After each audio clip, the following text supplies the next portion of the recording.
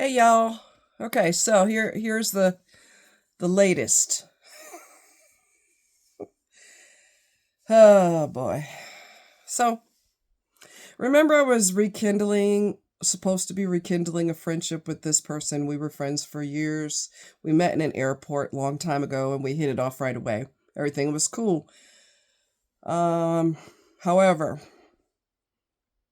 we rekindled. She recently contacted me and I was having a hard time feeling close to her. So that's your first red flag.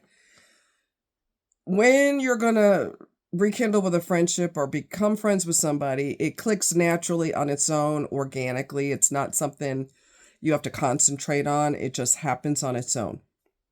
Well, this wasn't happening on its own because I didn't totally trust her. There's a reason I got rid of a person. I don't just get rid of you because today's a good day to dump people, okay? If I cut you loose, there's a reason, and I had evidence proving that I should have. So anyway, she started love bombing me. Okay. Let me have your address so I can send you medications, because she went to vet school. She got a whole bunch of medications and stuff like that. She knows how to do different things or whatever, but she's very argumentative about certain things, and I didn't like that either. Um, she's just I'll give you an example. Border collies and Aussies are not supposed to have ivermectin. It's toxic to their systems. She argued me about it. Oh, that's what they thought back in the day, but nowadays vets know better and all this. And every goddamn thing she has to fucking argue with. And you know what? I am not gonna give Milo ivermectin. I don't give a shit who says it's okay. I'm not doing it. Period. I didn't argue her. I let her go off. I'm not doing it. Okay. So she was like that a lot. Argued. She never once said, if I said, well, my vet said this, or I read that this is good, or this is whatever, she'd always argue. And that's a typical sign of a narcissist too. Yes, she's a narcissist. Argue. I don't care if a professor from Harvard said this is how it goes. They will argue to the death. Well, they're just a professor at Harvard. That's no big deal. I know more than them. I cannot look here. I can't. I cannot handle people like that. Know-it-alls. I can't. So that's an issue. And I just got to where I just stopped telling her stuff because I'm gonna do what I think is right, and I don't really give a rat's ass what she says. Anyway. Now if 10 people tell me the same thing or 5 people tell me the same thing, I might research it and have, whatever. But my vet's not stupid. He's pretty damn smart.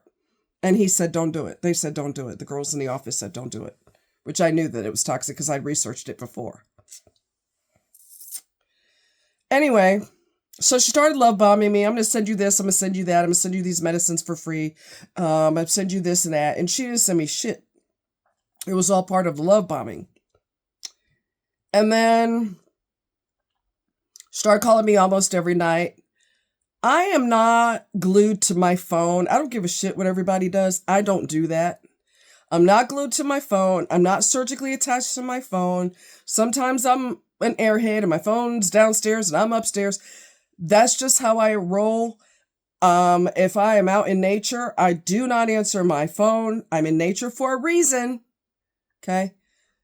Peace is the goal, not answering my goddamn phone. So my people that know me know that. Well, if she don't answer her phone, she's busy, or what normal people think that. If you don't answer your phone, you're probably busy or you're out doing whatever. It's just stupid. So anyway, start calling me all the time, almost every day.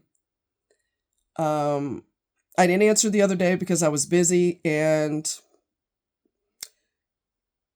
I just didn't answer my phone. I was doing a little bit of laundry, which I need to do more, but that's besides the point right now. I need to do a lot more. But anyway, when I didn't answer her the other night, because I think I'd answered all her calls prior, or most of the calls, and I didn't answer the other night because I was busy. So then what narcissists will do is they will put you on punishment. When you do something they don't like, they put you on punishment. and they will not answer your calls. They will not talk to you because something's wrong with her dog. Her dog had cancer, a cancerous tumor. And I didn't answer her call, but when I had a chance, I texted her and I said, well, why didn't the vet, what the hell did the vet do? Because they didn't suture it properly or didn't suture it at all. And I'm like, what the hell? And she admitted that the vet did a ridiculous job. And she ignored me because I didn't answer the phone. So now I'm on punishment. I'm not going to tolerate that from nobody. I don't care who the hell you are. So I called her because I give people the benefit of the doubt. I called her and she didn't answer her phone. Now, so I'm on punishment. And what she doesn't realize is I'm done with her for good this time. And there's no point in you giving a speech to this person. Friends can love bomb you. Friends, so-called friends can be narcissists too, not just people you're involved with. Anybody can be a narcissist. Acquaintances, okay?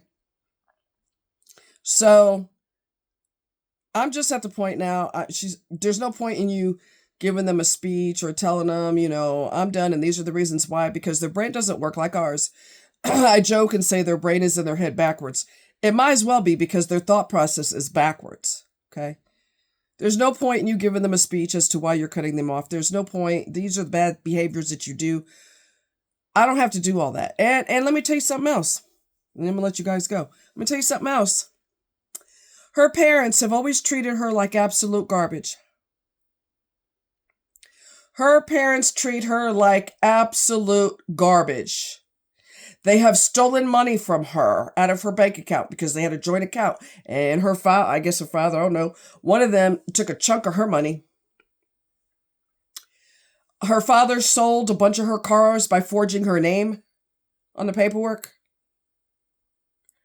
They've always treated her like absolute crap. They come to her property and they do stupid shit that defies logic. And I'm like, why did your dad do that? I mean, she owns a farm and he puts plants on her property. Why did you put plants on there? They're just going to yank them out of the ground or stomp on them. That's what animals do. They're not going to be careful and say, oh, well, there's some plants here. I better not walk here or I better walk gently. I mean, I said he needs a hobby. Her parents are twisted in the head. And you know what? You know what? Are you ready? Are you ready? She treats them like gold. She treats them like gold. Would I ever do anything like that to her? No, because you don't do that. You don't steal from people unless you're a snake. But because they're her parents and because she's always trying to win their favor, she kisses their ass. If you don't treat her bad, you're not a good person. Do you see how their thought process is backwards in their head? They don't think normally. So I'm done with her this time. I'm done. Don't contact me. I'm not even going to say don't contact me. I'm just going to disappear. You treat me like a child and you put me on silent treatment. That's coupled with your behaviors, your little passive aggressive behaviors and your lies. I'm going to do this. I'm going to do that. And then you don't deliver anything. I'm done.